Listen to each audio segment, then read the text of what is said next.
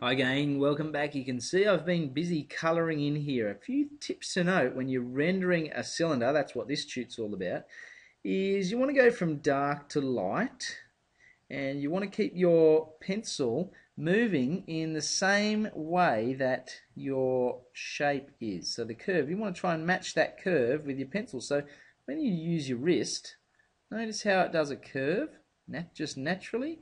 So that's what I'm doing. I'm just using my wrist, and my light source is coming from over here. So this section's nice and light, and this section over here is dark. So you can see I'm doing a dark edge along there. Once again, doesn't matter if we go outside the lines. And then as we come round, I'm getting lighter.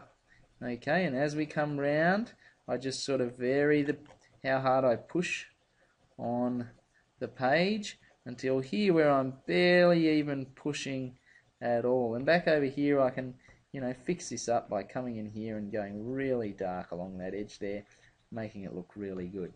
And you can see how it makes it look much more like a three-dimensional shape than it would have when it was just no rendering whatsoever. The other thing I'm going to do is render up this little section in here. Now if my light's coming from here, this section here is going to be dark. It's going to sort of be in a shadow. So once again, using my pencil, I'm going to colour in this section. I'm following that curve again. Notice how I'm using my pencil. I'll just do that a little bit in there. And then as we come round, okay, I'm going to keep it a bit darker until we come out to here. And that's where I'm going to let it get nice and light, and you can see now that it looks like a section that's been popped back in. The last thing I need to do is render this section up here, and once again, same as this section here, because this area is going to be in shadow, this is going to be our dark area around here. So what we're going to do is we're actually going to colour it in sort of vertically this time, so that our two planes look different, nice and dark down in there. And then as we come round, we can get lighter. Okay, just like that. Alright? So I'm doing mine nice and quickly. You will make yours look beautiful. Okay? Just like that. Make sure you go all the way to the edges. And as we come round, we'll keep that nice and dark in there.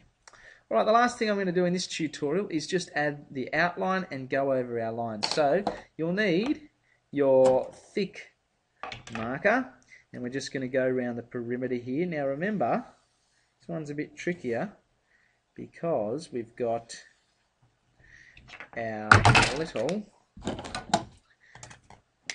ellipse that we need to do. So make sure you line up your ellipse properly. You might be better off, actually, I'm thinking, you know what, very carefully go round, and it's a bit tricky, but very carefully go round.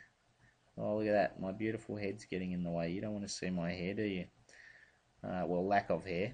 Just go around the edge like that. I made a bit of a mistake there, but you guys can turn your board around to get that looking nice and neat. Just around the outside edge there, you can see that stands out. And the last thing you want to do is just go over those internal lines like we did in our last tutorial. Just making them really stand out.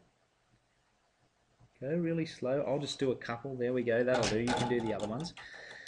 The last thing, I've already said the last thing, but it's not the last thing. The last thing we want to do is annotate our sketch. Okay, so what we need to do is just pop in an arrow there, and we can call this, a cut line. And this one here is a score. You don't want to cut all the way through. And any other interesting features. I haven't popped in a joining method. Maybe that's what you guys could do. If I draw a line over here,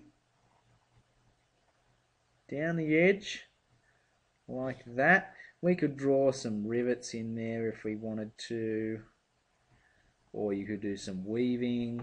Okay, I'm just doing pop rivets because they're easy to draw, but you need to do what you want in your design. And this one here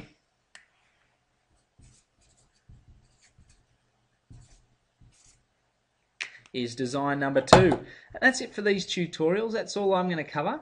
So it's up to you guys to come up with your own designs now. Use some of those techniques, and don't forget to sing out to a teacher if you need a hand. Thanks, guys.